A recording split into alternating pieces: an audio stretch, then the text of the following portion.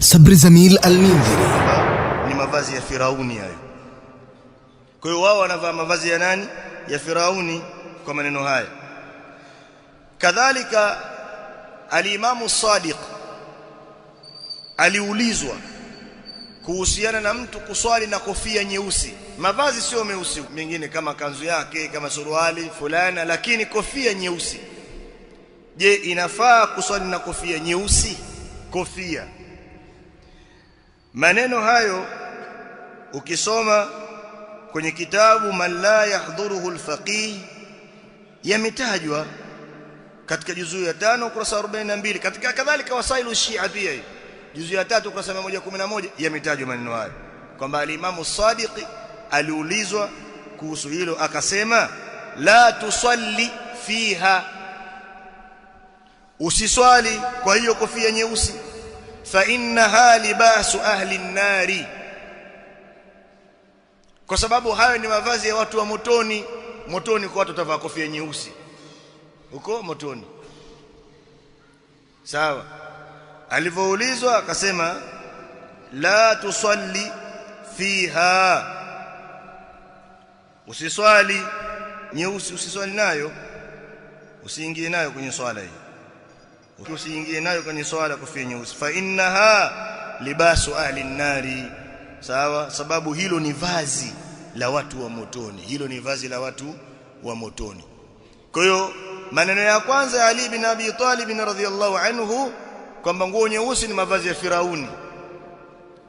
Huyu imamu wa pili al-Imamu Sadiq sio wa pili kwa daraja, Jaafar Sadiq sio imamu wa pili. Imamu wa pili al-Hasan, wa tatu al-Hussein, wa nne Ali ibn Hussein Zainul Abidin na wengine, lakini miongoni mwa maimamu 12 nani? Jaafar Sadiq. Na huyu ananukuliwa mengi maneno kutoka kwake, sababu kama wanachuoni sio kama wanavyosema wao, mengi mambo mengi wanasibisha kwa Jaafar Sadiq. Lakini katika hayo mambo hili pia limo kwamba mavazi meusi ni mavazi ya watu wa motoni, hawa mabwana wanavaa. Bali katika ushia anayeruhusika kuvaa kilemba cheusi ni mtu katika ahlul bait, wale mashekhe wa ahlul bait, havai mwingine kilemba cheusi, kwa sababu ile ni alama ya kunyang'anywa ukhalifa, wameporwa. Abu Bakar, Umar na Uthman wamewanyang'anya utawala wao kumnyang'anya Ali bin Abi Talib. Kwa hiyo huzuni yao wao daima vilemba vyao ni vyeusi. Wengine watavaa vilemba vingine vyeupe na wale si katika ahlul bait, lakini atavaa kilemba cheusi, ile huzuni yake inaendelea. Kwa hiyo yupo katika maombolezo daima ya kunyang'anywa ukhalifa. Manake jambo hilo sio jepesi la ukhalifa, sio jepesi. Ndio maana Ni'matullah al-Jazairi kwenye kitabu chake Al-Anwaru an-Nu'maniyya akataja kwamba siku ya kiyama ataletwa Umar ibn al-Khattab radhiyallahu anhu amefungwa minyororo 120 ya motoni katika uwanja wa kiyama, Umar ibn al-Khattab. Na bwana Bilisi naye akiletwa ana minyororo 60, yani amezidiwa mara 2 na Umar ibn al-Khattab. Huyo mkuu wa balaa zote hizi anazoleta, huyo amemshawishi hili yote, Allah amekadiria hivyo, lakini yeye ndio bwana mkubwa wa jambo hilo.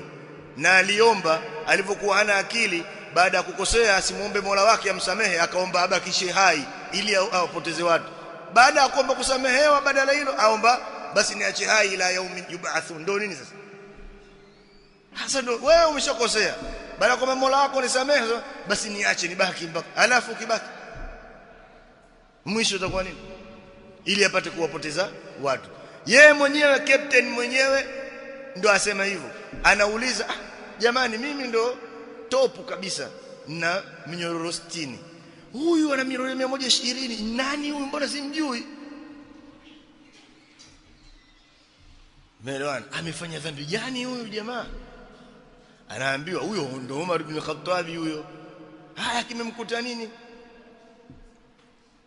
Asema huyu amemnyang'anya Ali bin Abi Talib ukhalifa, ameshirikiana na Abu Bakar wakamnyang'anya. Kwa hiyo ndio dhambi hii, yani ile dhambi ya kunyang'anya ukhalifa ni dhambi kubwa kuliko ya nani? Ibilisi. Umar ibn Khattab siku ya kiyama ana adhabu kubwa kuliko ya Ibilisi. Hawa ni watu kweli? Hakuna Uislamu wa namna hiyo. Alafu mtu asema kwamba kwani Omar ndio nani? Na wewe ni nani? Omar si ni nani? Na wewe ni nani? Wewe si mshia.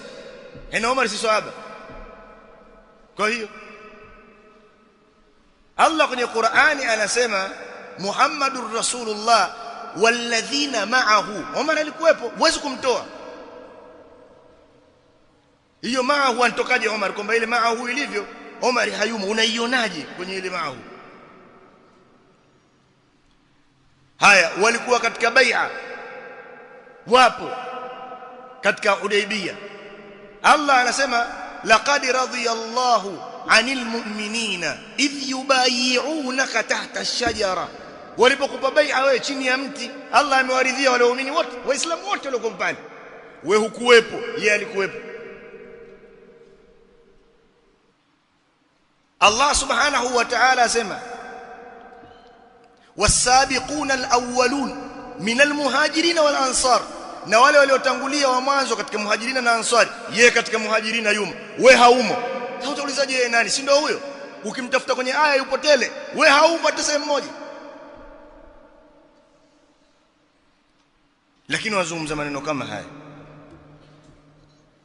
Kwa hiyo chuki yao ni kubwa kwenye suala hili la ukhalifa.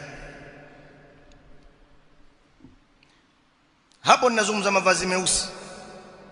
Nitasogea kidogo kusoma maneno ya Abu Jaafar at-Tusi. At-Tusi ni katika wanachuoni wa Kishia wa kutegemewa, kwa sababu vitabu vyake ni miongoni mwa vitabu 8 ambavyo vya kutegemewa vya Kishia. Kuna vitabu vile 4 na vile 8, lakini vitabu vya At-Tusi vimo katika vitabu vyake vya kutegemewa mbele ya Mashia.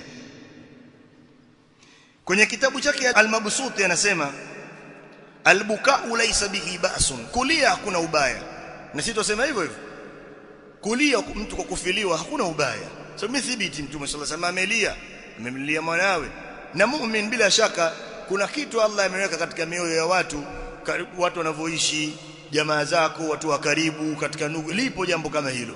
Mtu anahuzunika, macho yanatoa machozi, al-ainu tadma wal qalbu yahzan, moyo unahuzunika, macho yanatoa machozi. Haya ni maneno ya Mtume sallallahu alayhi wasallam.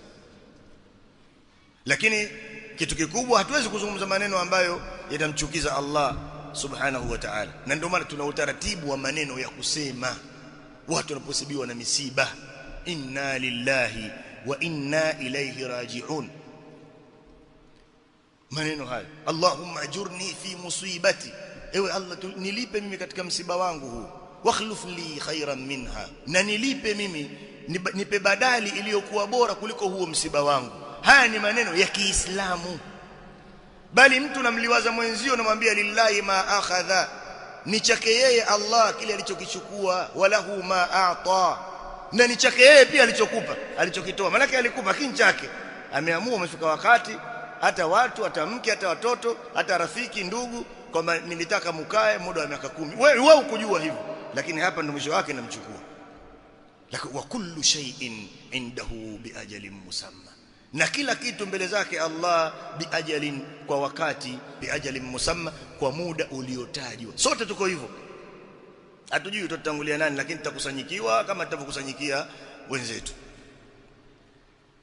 Muhimu ni kumwomba Allah subhanahu wa ta'ala mtu kuwa na mwisho mwema, lakini hilo lipo. Kwa albukau laysa bihi ba'sun, laysa albukau laysa bihi ba's, si vibaya kulia. Wa amma al-latmu, lakini kujipiga makofi, wal khadshu, na kujiparuza makucha, kujiparuza katika mwili. Hawa mabwana si kujiparuza hivyo, watu wanachukua jipanga. Mtoto mdogo anelia ng'aa yule, wala kusema hajui, anakuja naye pia atiwa adabu kwamba na wewe babu zako walishiriki kumua Hussein. Kwa hiyo naye anagongwa kidogo, naye atiwa adabu, dhambi ya babu zake huko waliomuua Al-Kufa. Wako hivyo.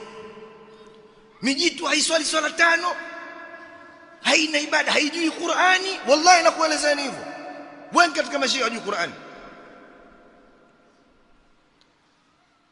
hawajui mambo ya dini. Anasubiri siku ile ikifika, amjitia suruali lake, maana ukujua anavua nguo kabisa, Si uko uchi wewe, kitovu sikonje, si uko uchi wewe, mbona hamkatazi sasa? Mwamtetea vipi ahlul bait? Mafunzo yao yakoje? Babu yao ni Mtume sallallahu alaihi wasallam, amefunzaje, ameelekezaje? Wakati wa msiba mtu awe vipi? Ule ni utaratibu wameunda kwa malengo mengine, nitayataja pia insha Allah. Kwa hiyo kujipiga makofi, wal khadsh, na kujiparuza mwili, wajarzu ash-sha'ri, na kunyoa nywele au kupunguza. Hata waislamu wengine wanafanya, akina mama wako katika eda, hakuna kitu kama hicho, lakini huko kwenye ushia huko ndio liko sana hilo wenyewe, ndio maana wanaambiana hivi. Wanauhu, na kupiga kelele, kunyanyua sauti, haitakiwi hivyo. Wakati wa kulia mtu aliye sauti ya chini, na mwanamke wote atanyanyua sauti kwa kuomboleza, kama hakutubia akafa nayo dhambi hiyo, sababu ni katika madhambi makubwa, ndio maana ametajwa hivyo. Nitakuja kutaja hadithi ambayo wao mashia pia wanataja katika vitabu vyao. Na kupiga makelele, kuomboleza, fa innahu kulluhu batilun, mambo hayo yote ni batili, muharramun, ni haramu, ijma'an, kwa makubaliano ya maulama wote wa Shia ni haramu kufanya hivyo. Naelewana? Naam. Huku watu hawajikatikati, kwa sababu pia hakuna namna ya kutibiwa, watajifia bure, na pia utaratibu wa nchi hautoachia hivyo. Lakini je, wakitawala mashia wakawa ndio watawala, itafanyika atofanyika? Itafanyika, kwa sababu itakuwa dola ni yao. Hasa huko wao watajipiga vijikonzi tu na vijingumi kidogo kidogo, huku kwa wanakoenda tukomalizia kuna pilau pia wataenda kula. Huzunia vipi hiyo sasa? Khawlani rahimahullah, huyu Abi Idris al-Khawlani maarufu, ile hadithi maarufu katika al-40 Nawawiya, hadithi ya ibadi maarufu, ilipokea na Abi Dharr al-Ghafari. Ilikuwa akisoma hadithi hii upija magoti, ngana ule uzito ulizungumzwa katika hadithi ile. Annahu qala, asema maneno haya, maneno mazito sana. Asema la an ara fil masjidi nara. Kalia maneno haya mazito, masufi eleweni, mahizbi eleweni.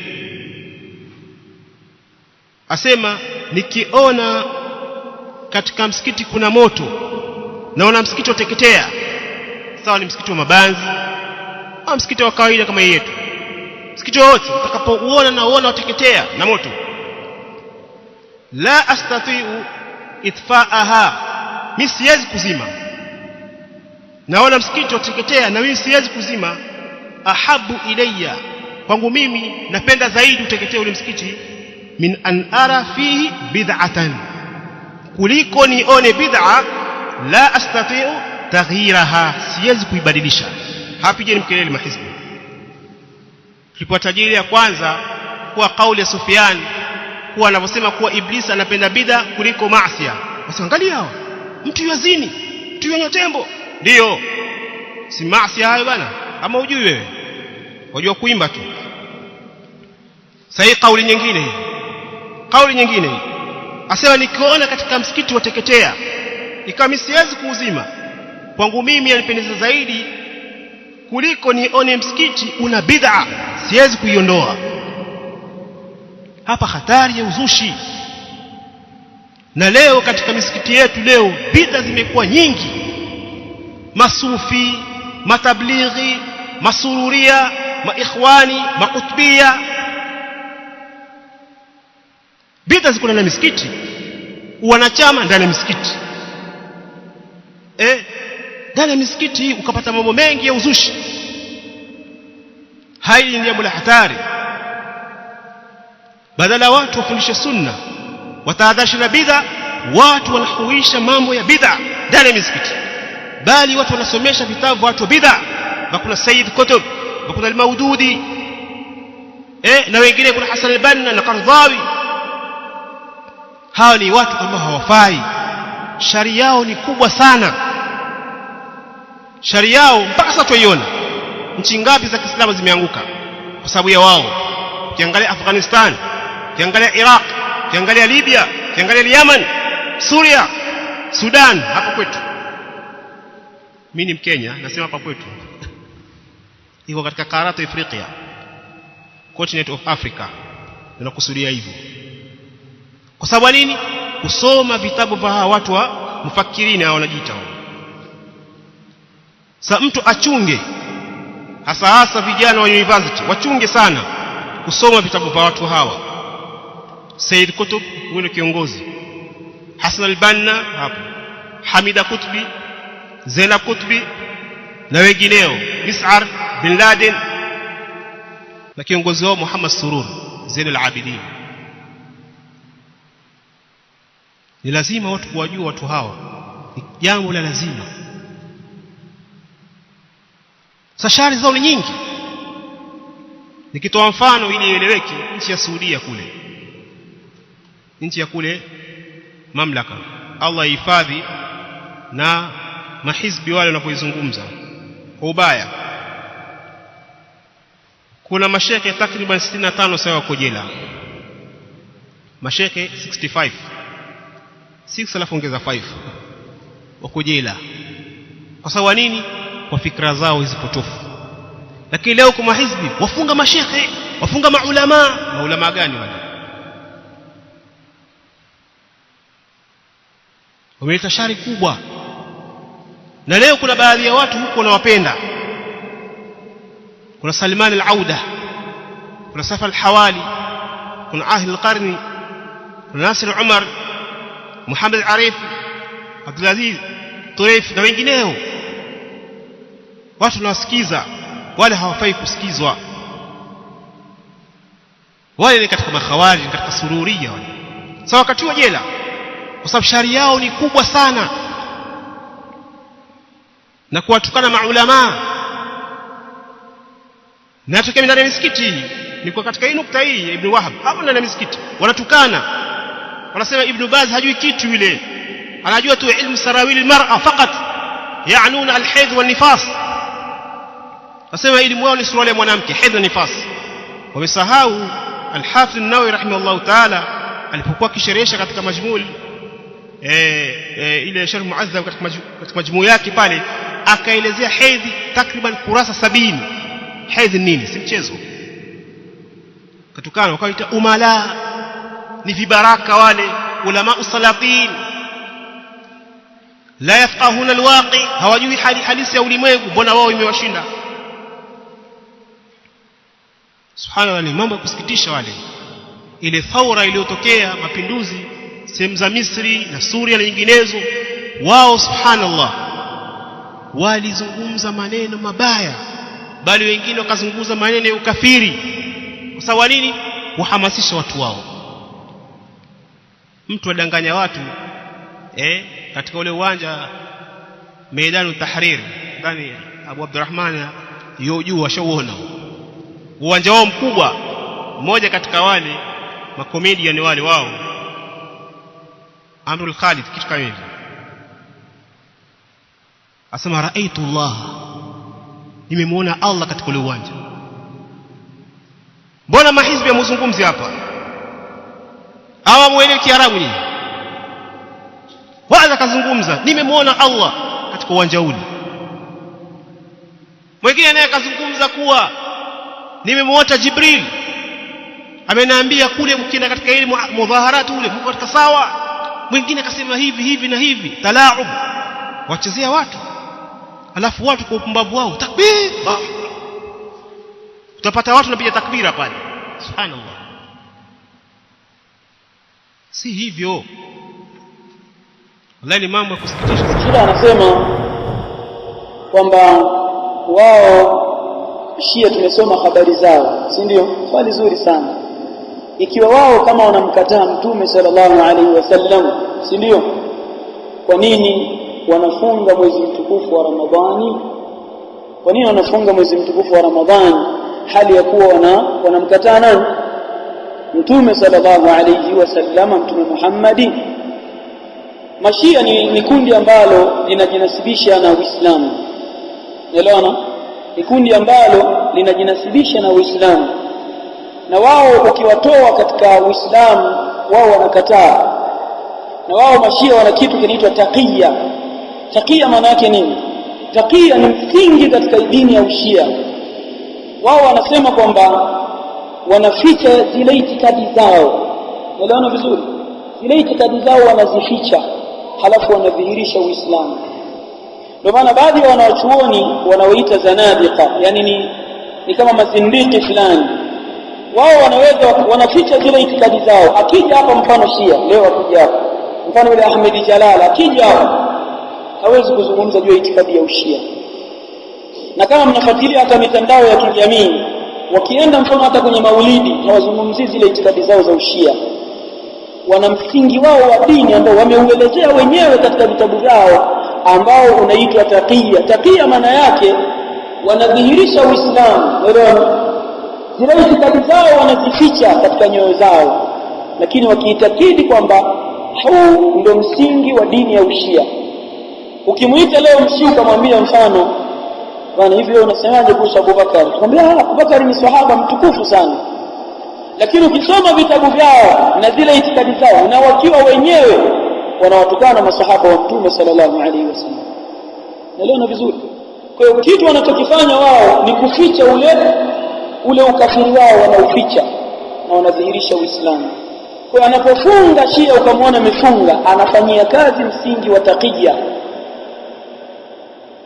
Unapomwona Shia anazungumza kwenye maulidi akaitwa Jalala, mfano labda Jalala kaitwa na Sheikh labda Bakwata kwenye maulidi, bwana njoo kuambia hapa, tunaambiwa nini mnatukana masahaba, hivi ni kweli?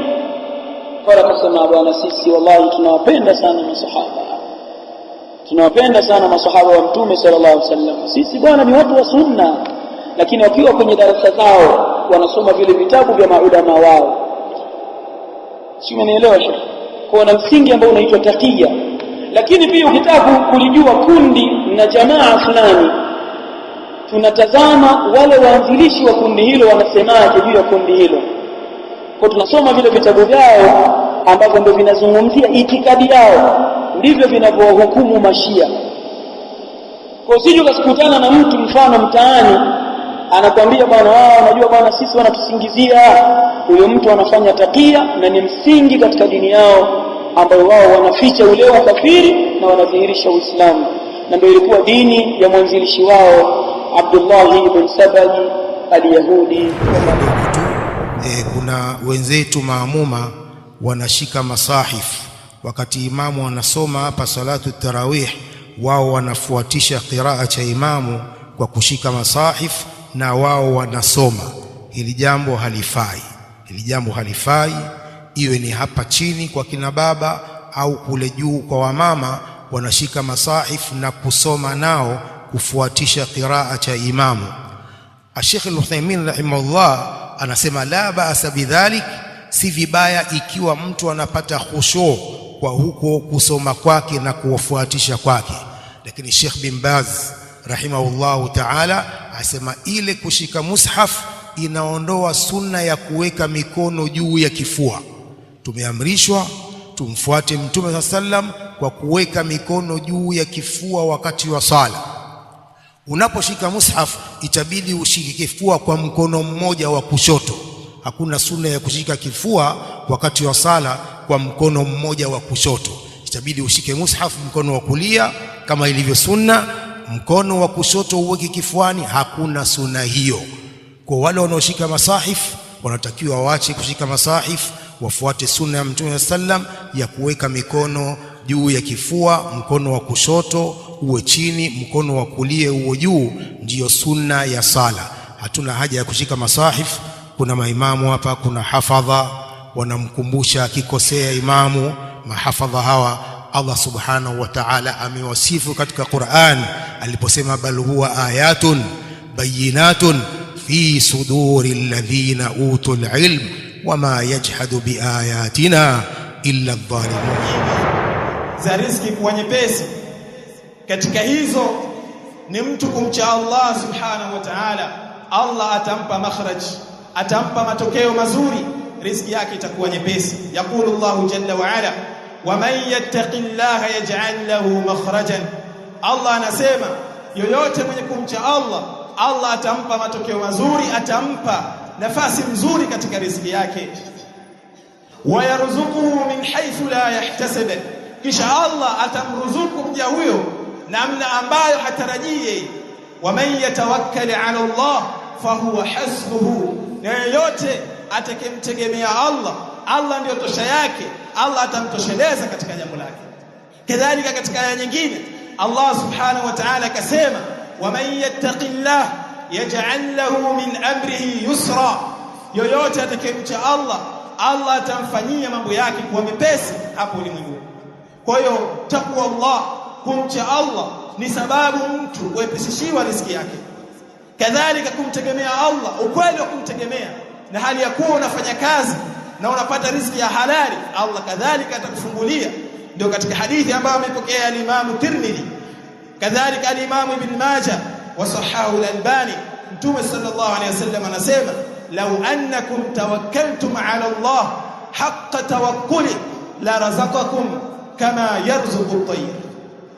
Mtume sallallahu alayhi wasallam anasema law annakum, law kama ninyi waislamu tawakkaltum ala Allah, mutamtegemea Allah haqqa tawakkulihi, ukweli wa kumtegemea, hapana ujanja ndani yake wala hufanyi riya, la razaqakum kama yarzuqu at-tayr, basi Allah angewaruzukuni nyinyi kama anavyowaruzuku ndege. Ndege Allah anaruzuku vipi?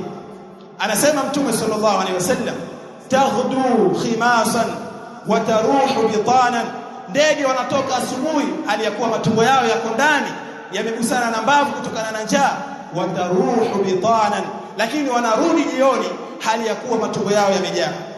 Kwa kweli ukimtegemea Allah, kweli kumtegemea, basi Allah atakufungulia katika riziki zako. Karibu nieleweke, kule Saudia daktari yule ile dal daktari yule mtu anasoma mutawasit, alafu anakwenda thanawi, alafu Jamia Bakarius ambayo degree, alafu anaingia magister master, alafu anaingia daktari PhD, anachukua 40,000 riyal. Hii kwa kwanza, mbali kila mwaka zaongezwa 40,000 riyal. Ukipiga hapa kwetu ni kama 2.2 milioni 2,200,000 wapewa. Ikiwa wanawake mmewachukia kwa sababu ya tabia au kwa sababu ya kadha na kadha, ukaona kama sasa haifai tena kuishi naye, mtamwasi Allah subhanahu wa ta'ala, basi umwache huyo mwanamke. Lakini lau kama utavumilia, ukakaa naye ukamvumilia kutokana na zile tabia zake ambazo labda sio shirki au sio bid'a, akawa na tabia nyingine ambazo ni za kawaida, fa asa an takrahu shay'an, huenda mkawa mmechukia kitu kwa huyo mwanamke, wa yaj'al Allahu fihi khairan kathira, na Allah subhanahu wa ta'ala akawa amejalia khairi kubwa kwa sababu ya hiyo subira ambayo umemfanyia mwanamke. Naam Sheikh Abu Abdul Qadir, hayaka Allah, hafidhaka Allah. Amepita Sheikh Siminda hafidhahullah ta'ala kutoka Mauta, amekariri katika madhhabi, yani kitu ambacho ni masmum inda madhhab al-Hanabila, mwanamke kuoa. Je, katika vile una pointi mbili au tatu unaweza ukatutolea kutoka katika madhhabu al-Shafi'iyya? Nitatoa pointi moja tu. Naam. Ya kawaida. Sisi katika madhhabu ya Imam Shafi'i rahimahullah ta'ala haipendezi, yani yukrah, ni makruh kuoa mwanamke mzuri sana.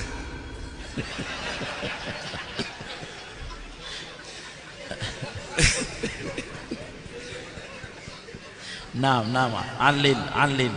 Katika madhhabu ya Shafi'i ni makruh kuoa mwanamke mzuri sana kwa sababu yumkin an taghtarra biha, mwanamke inawezekana akakughuri akakuondoa katika dini yako. Kwa hiyo ni makruh katika madhhabu ya Shafi'i kuoa mwanamke mzuri. Kwa watu wapani sana kwenye upande wa wanawake. Kisema hivi mmenielewa? So nyinyi tu. Yaani hata huko, yani mkusudia Pwani, ukenda Mombasa, yani kukuta salafi wamesimama na wake zao kisawasawa, Ukienda kule kwetu unaweza kuwa kuna mhadhara kina mama wakaja 5, yani dada zetu na wake zetu laini sana, sisi tumekuwa kama wadhaifu sana. Tofauti nenda kama miji, nenda Mtwara usikie pana mhadhara wa kina mama. Mtu aweza kaja na baskeli na mtoto mgongoni, yani saa 7. Yani watu wanaghera mpaka unashangaa. Mimi naeleza ukweli. Kwa hata hapa mimi juzi kwa nazungumza hivi hapa, mbona hapana mihadhara kinaosema inawezekana kuna watu kwa masalafu akiwa wameshikwa majumbani. Wake zenu ule usalafu wake ni wakutia mguu nje mguu ndani. Uongo kweli? Hapa najua nimewapiga vijana wengi sana. Kwa hiyo tujikazeni. Wallahi mimi niliishi pale Kiwangwa. Darasa kina mama ni saa 8 kamili.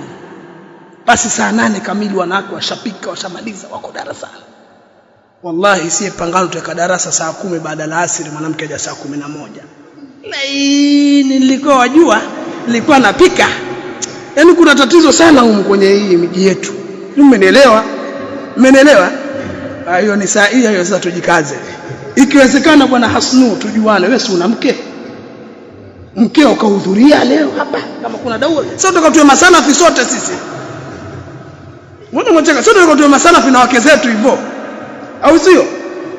Kwa ikifika ile wakati tujue kabisa mkeo kahudhuria, kuna nyinyi mashehe mna wake, wanawekwa wake, wanaandikisha majina ummu fulani. Hapa sipana abu fulani. Tumkuta ummu fulani. Kwa sababu sisi tumekwenda Yaman, wanaosomesha kina mama ni nani? Wanawake. Yani wale wake wa mashehe ndio walimu wakuu. La ilaha illa Allah, ajibu yani. Wanawake ndio wanaosomesha, wana halaka kama vile za wanaume huko kwa wanawake, sababu watu waliandaa wake zao. Allah amridhie mke wa mtume wetu Muhammad sallallahu alayhi wa alihi wasallam anasema sami'tu min rasulillahi sallallahu alayhi wa ala alihi wasallam yaqulu fi baiti hadha, nilimsikia mtume Muhammad sallallahu alayhi wa alihi wasallam anasema katika nyumba yangu hii, yani akiwa nyumbani kwangu hapa. Mtume sallallahu alayhi wasallam akasema haya maneno: Allahumma man waliya min amri ummati shay'a, ewe Allah, yeyote ambaye atapewa usimamizi katika umma wangu kwa jambo lolote, fashaqqa alayhim, alafu akawatilia ugumu wale anaowaongoza, wale anaowasimamia, fashquq alayhi, basi na wewe Allah ninakuomba na yeye umtilie ugumu katika mambo yake. Na sisi ni wasimamizi wa wake zetu na watoto wetu na majumba yetu. Kwa hiyo katika yale mambo ambayo yako na wasaa, ima kwa munasaba wa sheria ya dini, ima kwa urfu ya mazingira tunayoishi nayo katika miji yetu, tukawatilia ugumu, basi tuelewe kwamba Mtume sallallahu alayhi wasallam na yeye ametuombea dua kwamba Allah tabaraka wa taala naye atutilie sisi ugumu. Na nyie mnajua kutiliwa ugumu na Allah kuna enea zaidi kuliko ule ugumu ambao wewe utautia katika familia yako. Na kisha akasema Mtume sallallahu alayhi wa alihi wasallama, waman waliya min amri ummati shay'a, na yule mtu ambaye atasimamia katika umma wangu kitu chochote, akiwa ni kiongozi wa kitu hicho jambo hilo, farafaqa bihim, alafu akawafanyia upole, akawa ni kiongozi mpole, anaendesha mambo yake vizuri kwa kuzingatia hali za wale anaowaongoza na kuwasimamia, farfuq bihi, basi Allah nakuomba na yeye pia mfanyie upole. Aliposema Allah, qul yatawaffakum malakul maut alladhi wukila bikum thumma ila rabbikum turja'un, Ibn Kathir akataja athar kutoka kwa Ka'b al-Ahbar, imepokelewa na al-Imam Ibn Abi Hatim, anasema wallah ma min baitin fihi ahadun min ahli ad-dunya illa wa malakul maut yaqumu 'inda babihi kulla yawmin 7 marrat yanzur hal fihi ahadun umira an yatawaffa. anasema wallahi hakuna nyumba yoyote hapa duniani ambaye ndani yake wanaishi watu hapa duniani isipokuwa huja malakul maut kwa siku mara 7 anatazama yupo mtu ambaye ameamrishwa amchukue roho yake, yupo kazi yake hajaghafilika malakul maut. Kwa hiyo usiendelee kucheza tu ukaona kwamba nitatenda umri unao eti wewe ni kijana. Laysa al-amru kadhalik. Yakulu al-Hasan al-Basri inna qauman alhatuhum al-amani, kuna watu ambao yamewapumbaza wao yale matamanio kwamba nitafanya tu, yamewachanganya. Kisha anasema hata kharaju min ad-dunya wa laysa lahum hasab, mpaka wakatoka duniani kuelekea katika makaburi na hawana jema hata moja, kwa vile walivyochanganywa na dunia ilivyowavuruga, wakasahau ya kwamba watakufa. Al-mautu babun wa kullu nasi dakhil falaita shi'ri ba'da al-babi madar. Mshairi anasema mauti ni mlango, wa kullu nasi dakhilu, na kila mmoja katika watu ni lazima aingie mlango huo, yani wewe jiandae. Falita shi'ri ba'da al-babi madar. Anasema natamani mimi ningejua baada ya hichi kifo nitaingia katika nyumba gani. Wewe ulivyo hapo sali nafsi, jiulize nafsi yako hivyo ulivyo na yale unayoyafanya. Akija leo malakul maut una majibu kwa Allah, umeshajiandaa, unakwenda wapi wajua mwenyewe. Anasema ad-daru jannatu khuldi, ile nyumba itakuwa ni pepo za ukazi wa milele, lakini in amilta bima yurdi al-ilah wa in khalafta fannar. Anasema nyumba huko itakuwa ni pepo za ukazi wa milele ikiwa ulitenda yale ambayo yanamridhisha Allah na sio hayo unayoyafanya wewe. Lakini ikiwa ulifanya mukhalafa wa sheria na umekumbushwa na hutaki kusikiliza, fannar, ni moto ndio itakuwa nyumba yako, kwa sababu huma mahallani laysa lilmar'i ghayruhuma. Hiyo pepo kadhalika moto ndio sehemu ambazo hakuna mtu atapata isiyokuwa hizo mbili, yani wewe ni motoni au peponi, ni hizo mbili tu. Fandhur li nafsika ayyadani takhtar, bastazama umechagua nafsi yako, umeichagulia nyumba gani. Sio unaishi tu vile utakavyoishi, ndio tafsiri ya vile ambavyo utakuwepo siku ya kiyama. Barakallahu fikum. Wako baadhi ya shabab kuingia katika ndoa akiangalia katika swala la dini, mashaallah, baba yake na sabi yake salafia, mutadayina, mutahajjiba, mutanaqiba, asema ni full tinted, haonekani. Asema hapa navutika naingia. Yuko mmoja afwan Sheikh alipitia kwangu, ustadh, kuna binti fulani mimi naona jirani yako hapo na kadha, fadhali nataawana inshallah. Tukaenda, ila binti yule ndo binti wa Kipemba, mashallah, na dini sawa sawa. Mimi simjui kwa sura hata mpaka sasa hivi, na pale mtaani hakuna historia mtu ambaye kamuona sura yake, hamna. Kijana salafi kaja na mtaka binti tayeb, kaenda maneno ya mwanzo. Sasa nadhara sharia, twende ukamuone, nami ndo mwenyeji. Tukaenda pale nyumba ya binti, ndio hapa, haya ingia ukaone. Jamaa akiingia katika jambo la nadhara ile, binti akahamia katika store ya mkaa, akajifungia huko. Nasaha, chombezo, maneno, vitisho vya baba yake na mama yake vilisha binti ndani, hakutoka hata kuonekana. Huyu ndugu yangu huyu akasema hapa hapo hapo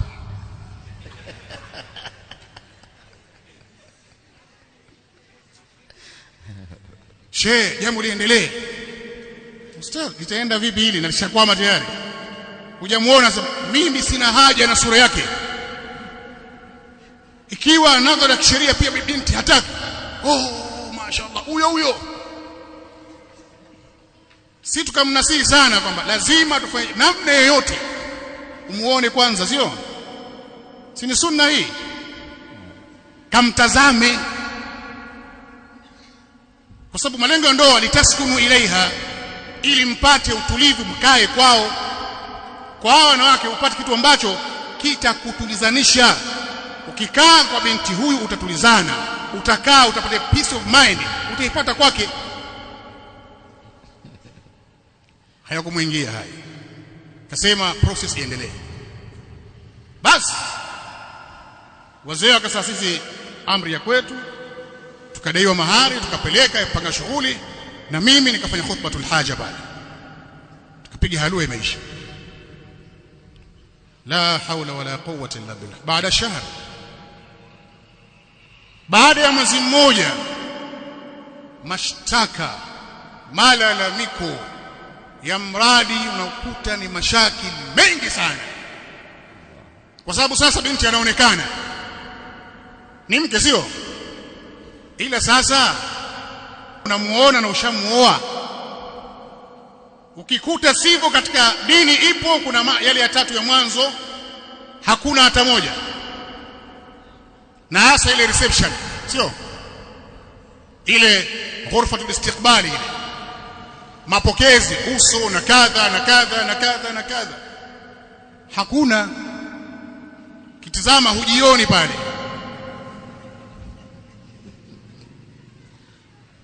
Mashaki wamemthama, ndoa ile haikudumu, ilivunjika. Kila mmoja aliyesikia kuhusiana na kuvunjika ndoa ile alishangaza sana, ila ni kwa sababu ya kukosa utulivu kwenye jambo la kuchagua. Ndugu zangu vijana wenzangu, au mlio chini yangu kiumri, mkiona ndoa kama hizi, ile mianaka na ile majoho na vilemba na hudhuri ya mashaikh zetu mashallah, masafa marefu yakaja, nasema na mimi naingia chap chap. La, wasia wangu kwamba mtu awe na utulivu mkubwa sana katika jambo la kuchagua mwanamke atakayekuwa mke wake wa ndoa. Naam, fadhfar bidhati din taribati yadaka. Ila haya mengine ikiwa nayo atapatikana akiwepo, ni sababu ya kupata utulivu wa ndoa yako. Wamekinyanyapaa kitabu cha Allah subhanahu wa ta'ala. Waislamu wamekitelekeza kitabu cha Allah subhanahu wa ta'ala. Ni waislamu wangapi kwa siku wanaisoma Qur'an? Ni waislamu wangapi wanafahamu Qur'an? Kwa maana kusoma, kuelewa maana. Ni waislamu wangapi kwa siku wanaweza kurejea muongozo wao wakauelewa? Ni wachache sana. Ni waislamu wangapi wanajishughulisha kusoma sunna za bwana mtume sallallahu alaihi wasallam? Kwani hivi ndio mlivyotakiwa muishi? Ikawa kumekucha, watu wanatoka wanakwenda makazini tu, wakirudi jioni wako mipirani kwenye viwanja wanafanya mazoezi, au wanacheza draft, au wanacheza zumna. Hivi ndio watu walivyotakiwa waishi hivi? Jioni mtu amekaa kwenye screen, baada ya magharibi yule yuko Forodhani anakula urojo, anakula mishikaki. Hivi ndio tulivyotakiwa tuishi? Haya ndio maisha ya kila siku? Hivi ndio walivyoishi masahaba wa bwana mtume sallallahu alaihi wasallam? Hapana. Masahaba wa bwana mtume sallallahu alaihi wasallam waliishi na bwana mtume sallallahu alaihi wasallam, ikawa himma yao ni dini na sehemu ya dunia, kwa sababu kuna mambo ya lazima ya dunia wameipa sehemu ndogo sana dunia, lakini sehemu kubwa ilikuwa ni dini. Ndio maana Uislamu ulidhihiri, Uislamu ukawa na nguvu. Leo waislamu wameuacha Uislamu waliokuja nao bwana mtume sallallahu alaihi wasallam. Sababu ya watu kuwa mbali na Uislamu sahihi wa bwana mtume sallallahu alaihi wasallam ni kutokusoma dini. Waislamu leo hawasomi dini, wanaona Uislamu ni dini ya mazoea. Wameshairithi kwa wazee wao, wazee wao ni Waislamu, wamezaliwa na wazee Waislamu, wameridhika na hilo. Madamu mtu anaitwa Hamisi, anaitwa Makame, anaitwa Ali, anaitwa Muhammad, anaona basi. Lakini wapi umeisoma swala ya bwana mtume sallallahu alaihi wasallam? Wapi umeisoma akida ya Uislamu? Wewe Muislamu, itikadi yako sahihi umeisoma kwa mwalimu gani? Kitabu gani? Lakini umesoma mambo mengi, inawezekana umemaliza form 6, inawezekana umekwenda chuo, inawezekana umesomea kazi, ni mtaalamu kwenye habari zako, lakini unaujua Uislamu wako sahihi ambao wewe utakuwa ufuate huo.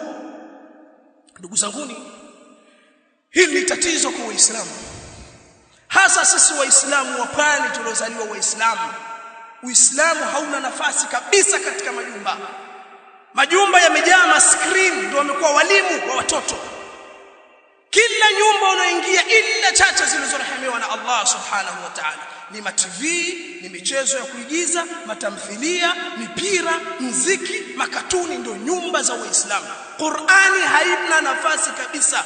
Sunna za bwana mtume sallallahu alayhi wasallam hazina nafasi katika majumba ya Waislamu. Hatima yake baada ya kuacha kile ambacho ndiyo bora, tumeshikamana na takalidi za wa magharibi. Ibadallah, bwana mtume sallallahu alayhi wasallam alitahadharishwa na Allah subhanahu wa ta'ala. Allah subhanahu wa ta'ala alimwambia mtume Muhammad sallallahu alayhi wasallam, na bali aliuambia umma, walan tarda anka alyahud wala an-nasara hatta tattabi'a millatahum qul inna hudallahi huwal huda wala in ittaba'ta ahwa'ahum ba'da alladhi ja'aka min al-'ilm ma laka min Allahi min waliyyin wala nasir. Allah subhanahu wa ta'ala anamwambia mtume wake Muhammad sallallahu alayhi wasallam, hawatoridhia mayahudi, hawatoridhia wakristo manasara hatta tattabi'a millatahum, mpaka wewe ufuate mila zao na desturi zao na nyenendo zao. Qul, lakini sema ewe Muhammad, inna hudallahi huwal huda, hakika muongozo wa Allah Al-Qur'an wal hikma was sunna ndio muongozo unaotakiwa kufuata. Watu wasifuate mila na desturi na nyenendo za mayahudi na manasara.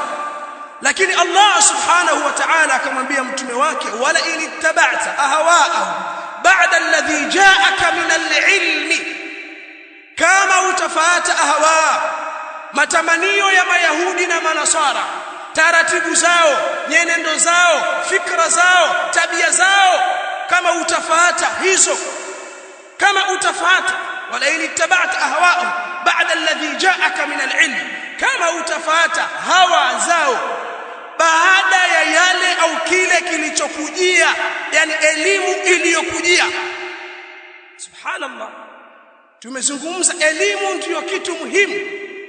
Mtume Muhammad sallallahu alayhi wasallam alijiliwa na elimu iliyotoka kwa Allah subhanahu wa ta'ala. Baada al-ilmi, Allah anamtahadharisha, ukifuata nyenendo na hawa, matamanio, utashi, tabia za mayahudi na manasara baada ya elimu iliyokujia, malaka min Allahi min wali wala nasir, wewe kwa Allah huna wa kukusaidia, huna wa kukutetea, huna nusra kutoka kwa Allah subhanahu wa ta'ala. Baada ya elimu iliyokujia, elimu ambayo yakutaka ufuate Qur'ani na Sunna, ukafuata hawa za mayahudi na manasara, huna wa kukutetea, huna.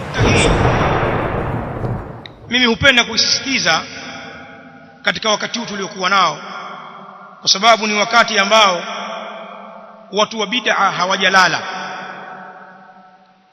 Mustayqidhun wameamka, wanapatikana huku na kule, wanababaisha watu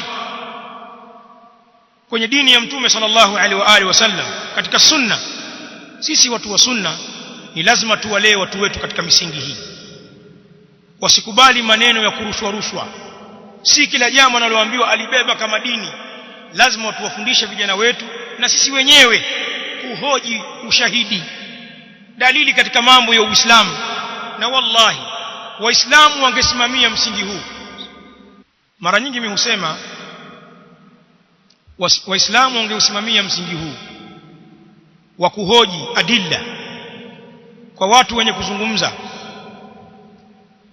Watu wa bid'a wasingepata watu wa kuzungumza nao, wangezungumza na nafsi zao, au alakali wakazungumza na ahali zao.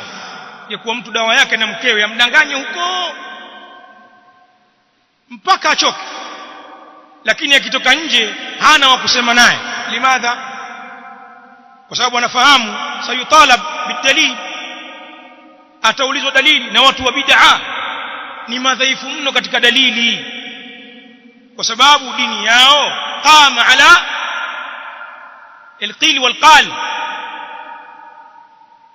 Dini ya watu wa bid'a imesimamia maneno, na maneno mengine ni mabaya kwa sababu hayana asili. Sasa ingelikuwa tuna utaratibu wa kuwahoji maswali haya, hukumu hii, masala haya, jambo fulani, ushahidi wako uko wapi? lakini sasa watu wa bid'a wameukuta uwanja uko wazi, ndio maana wanawadanganya sana watu wao. Kila siku wanaletea mambo mapya kila siku, na kwa watu wao ni watu kupokea bila kuhoji. Mashaka wanazidi kutokomea katika bid'a. Waangalia hadhara zao, ukitazama hadhara za maulidi mathalan, natoa mifano za miaka hii, na ukirudi hapo nyuma tu, wala usijifanye mzee, miaka 10 tu ya nyuma hapo au 15, tofauti mambo yalivyo. Hadhara za leo zina mambo mengi, vikorombwezo, mpaka pana keki ya mtume kule Tanzania imeanza, pana keki maalumu ya mtume sallallahu alaihi wasallam yaletwa pale. Hadhara zina alat almaazif, hadhara zina ala za muziki, magitaa, vinanda vyapigwa pale, mapiano yanapigwa pale. Hadhara zimekuwa kama kumbi za starehe za muziki, na hawa wenye kuita mashekhe wapo watingisha vichwa hapo, wakanungunika hapo, wakasikia starehe, na baadhi yao wakijaribu kusema kwamba sasa huku tunakwenda jamaa, mbona kama tunazidi, watolewa macho hivi, wewe ushafutwa na mawahabi, ushaharibiwa. Yani haruhusi kusema. Ni kwa sababu mashekhe hao wa bid'a wamefunguliwa milango, wakizungumza hawahojiwi. Sasa sisi tuendelee kuwakazia hawa mashekhe wa bid'a, ahlus sunna wal jamaa as-salafiyin, hata mtu ami, kwa sababu awamu salafiyin mustabsirun, watu wa kawaida katika masalafi ni watu wenye kujitambua. Huwezi kumdanganya, alal aqal atakutaka ushahidi, na akikuona hakuelewi hanyamazi, shifaul ayyi sual, atapiga simu kwa shaka anayemwamini, kuna mtu niko naye hapa, aniambia kwamba jambo fulani ni sunna. Shekhe, hilo jambo ni kweli? Nimeweka loudspeaker hapa, asikia. Si kweli, si sunna hiyo, halijathibiti hilo. Asikia shekhe, asikia. Watu wa sunna walivyo, kadha kadha kadha. Shekhe, nashukuru jazakallahu khairan, Allah kubarik, afunga simu yake pale. Bwana, hakuna kitu bwana, jambo lako nenda nalo bwana, umetoka rjojo hapa, hakuna jambo bwana. Na ndiyo maana ahlul bid'ah wanaona watu wa sunna ni wakorofi. Hata wale watu wa kawaida wana kibri hawa, utasikia lugha zao. Hawa bwana wana ilmu lakini hawana adabu. Hawa wamefundishwa ilmu, hawakufundishwa adabu. Utasikia wazee wa kibida wakilalamika wale mashekhe zao, sisi mwanzo ilikuwa tufundishwa adabu kwanza. Yani sisi hatujui adabu za kula, za kuingia msikitini, za kusalimia wakubwa zetu. Sisi hatujui adabu hizo. Tunajua wao kusudia adabu zingine, adabu zao wanaweza kusudia wao kuwa mbele ya shekhe lako kama maiti mbele ya muoshaji, tuli pelekwa huku. Shekhe haulizwi hata kwenye darasa, usimuulize shekhe. Sisi mashekhe zetu wauliza shekhe, na nyewe mwaona katika mihadharat, katika durus, shekhe yauliza swali. Hawa mashekhe zetu tulionao mpaka maulama wetu wakubwa, swali yaulizwa alafu yawekwa neno pale, tafadhali shekhe tujibu pamoja na dalili. Nyie msikii maswali hayo? Samahatul mufti, samahatul sheikh, alim kabir auliza swali na mtu ami anamwekea sharti, tutakuomba shekhe tubainishie masala hayo pamoja na kutaja dalili min alkitabi wa sunna. Jazakallahu khairan sheikhana, Allah yahfadhuk. Wala shekhe akasiriki wala hagombi kwamba huna adabu, umetumwa wewe. Shekhe anajibu, anamwaga adilla, masala yanayokuwa wazi, alhamdulillah.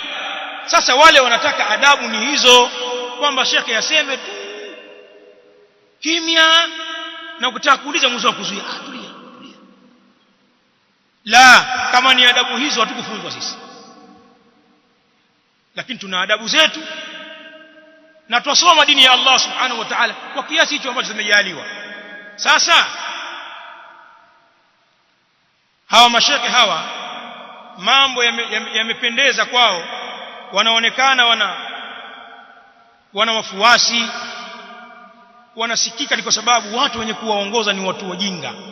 Sisi ahlus sunna tuchukue nafasi yetu.